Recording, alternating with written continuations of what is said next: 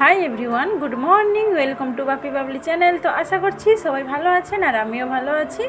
তো অনেক দিন পরে আজকে একটা ভিডিও নিয়ে চলে আসলাম। আর এই যে দেখুন, আম গাছে আমগুলো কতগুলো আম হয়েছে, কিন্তু সব ভেতরে ভেতরে অনেকটাই আম হয়েছে। আর বছর যখন আমরা এসেছিলাম এতটাও বেশি হয়নি, কিন্তু এবছর বেশ ভালো আম হয়েছে। আর পুরো আমার বালকনির পাশে, এমনকি হাত দিলে আমি হাতেই আম পেয়ে যাব। তো দেখুন কি সুন্দর লাগছে, বালকনির পাশে আম গাছে আম হয়েছে, দেখতে বেশ ভালো লাগে। সকালবেলা উঠলে তো সত্যি খুবই সুন্দর লাগে। আমগুলো যখন বড় হয়ে যাবে আরও খুব ভালো লাগবে। তো এই জন্য এই রুমটা আমাকে অ্যাকচুয়ালি ছাড়তে ইচ্ছে করে না। মনে হয় কি যে এই রুমটাই আমি থাকবো, যতদিন এই নাগপুরে থাকবো। কারণ এই আম গাছটা আর এই যে লোকেশনটা খুবই ভালো লাগে, খুবই সুন্দর লাগে। দেখুন আমগুলো কি সুন্দর, আর যখন পাখি এসে বসে এর মধ্যে এতটাই ভালো লাগে যে বলাই যাবে না। আর এই যে এই আমগুলো দেখছেন, এগুলো পুরো আমার হাতের কাছে। এই যে দেখুন কি সুন্দর লাগছে। এগুলো কিন্তু বেশ বড় বড় আম হয়, কিন্তু ভাবছি এবছর আচার করব। আর এই যে দেখুন আমার হাতের কাছে, বলছিলাম পুরো হাতের মধ্যেই এসে যাচ্ছে আমগুলো।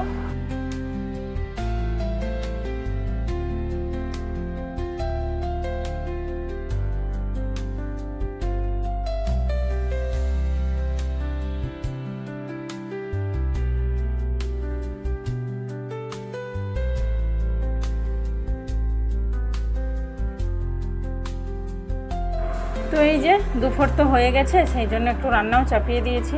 আর সকাল সকাল রান্নাটা করে নিলে বেশ ভালো হয়, কারণ এই যে গরম, এখানে প্রচুর গরম পড়ছে।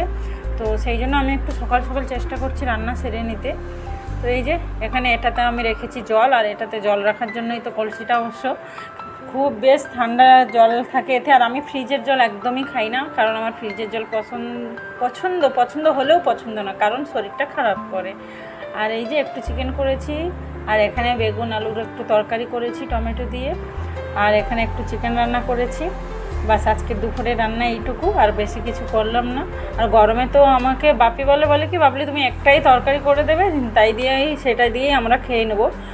অবশ্য বলে, কিন্তু আমি মিনিমাম 2-3টে করার চেষ্টা করি, আর করিও আমি, কারণ আমি নিজেও খেতে পারি না একটা তরকারি দিয়ে। তো যাই হোক, হয়ে গেছে আমার রান্নাবান্না হয়ে গেছে। এবার রান্নাবান্না হওয়ার পরে একটু ভালো হালকা লাগবে, ফ্রি লাগবে একটু। তো এই যে এখানে দেখুন খাওয়া দাওয়া হওয়ার পরে এখানে আমরা একটা, এই যে কুলারটা দেখতে পাচ্ছেন, আপনাদের আমি আগের ভিডিওতেও অনেকবার দেখিয়েছি। এইটা বেশ ঠান্ডা হাওয়া দেয়, কিন্তু এসি আপনার দরকার নেই।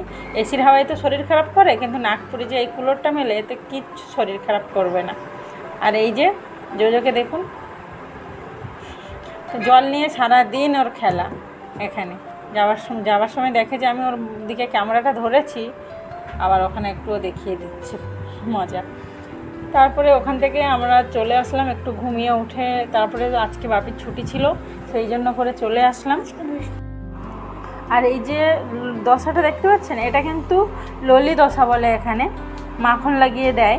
তো এই দোসাটা খেতে বেশ ভালো লাগে। আমি যখন জোজোকে সকালে খেলাতে নিয়ে যাই, এখানে মাঠে যখন নিয়ে যাই, আমি সকালেও প্রায় টাইম এটা এখান থেকেই খেয়ে যাই। আজকে সন্ধ্যাবেলা আসলাম, তো বাপির প্রায় আসা হয় না এই জায়গাটাতে, ও অত খায় না। তো আমি আজকে বললাম চলো না ওইখানটায় যাই, আর ওইটা খেতে আমাকে বেশ ভালো লাগে। তো বলা মাত্রই প্রতিদেব আমাকে নিয়ে চলে আসলেন। তো সেখান থেকে একটু ওই ললি দোসা খাওয়ার পরে ওখান থেকে চলে আসলাম এই যে পার্কটাতে।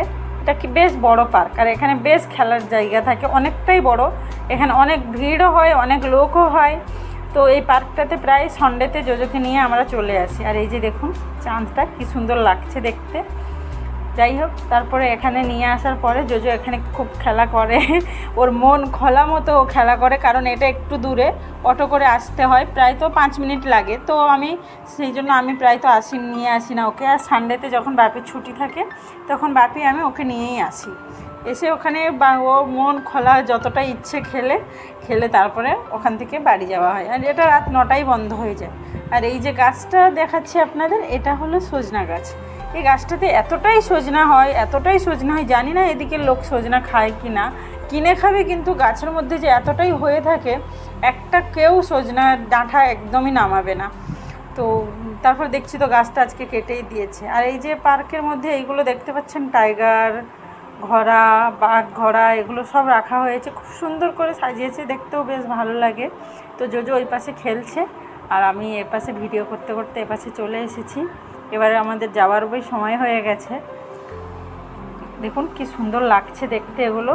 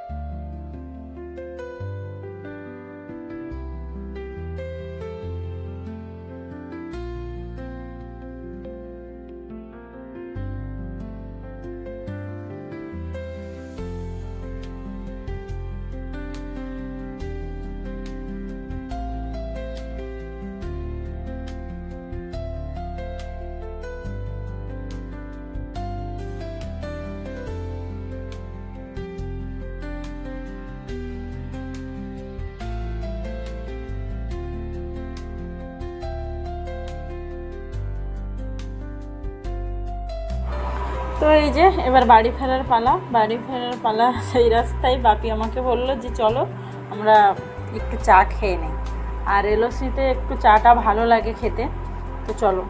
তো সেই জন্য করে ভাবলাম এখান থেকে যাওয়ার সময় একটু চাও খেয়ে যাই, আর পার্কের মধ্যেও এটা ওটা একটু খাওয়া হয়েছে, একটু চা খেয়ে নিলেও ভালো লাগবে। তো কখন কেমন এখানে আসা হয়, আমি থাকি যখন একা আমি অনেকটাই কম বেরোই, বাপির সাথে একটু আমি বেরোই ওর যখন সানডে ছুটি থাকে। তো জোজো দেখুন নাচছে ওখানে, ওকে খুব ভালো লাগছে।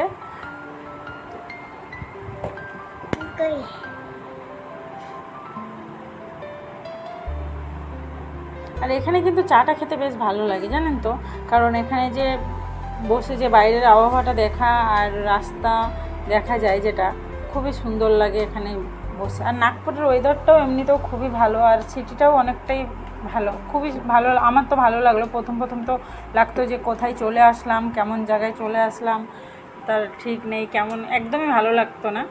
তো এখানে একটু এটা ভালো লাগে যে ক্লাউডেড মানে খুব বেশি নয়, এখানে পুরো মানে ট্রাফিকও বেশি নয়, পুরো ক্লিন সিটি, আর ভালো লাগে। নাগপুরটা সুন্দর, খুব সুন্দর জায়গা, ভালো লাগে। প্রথম তো কোনোদিন আমি নামই শুনিনি, যখন বাপির এখানে ট্রান্সফার হলো তখনই আমি নাম শুনলাম যে নাগপুর একটা জায়গা আছে মহারাষ্ট্রেতে। তো চলুন বন্ধুরা, আবার দেখা হচ্ছে নতুন ভিডিওতে। আজকের ভিডিওটি আমি এখানেই সব শেষ করছি। ভালো লাগলে লাইক, শেয়ার, সাবস্ক্রাইব করে দেবেন। টাটা।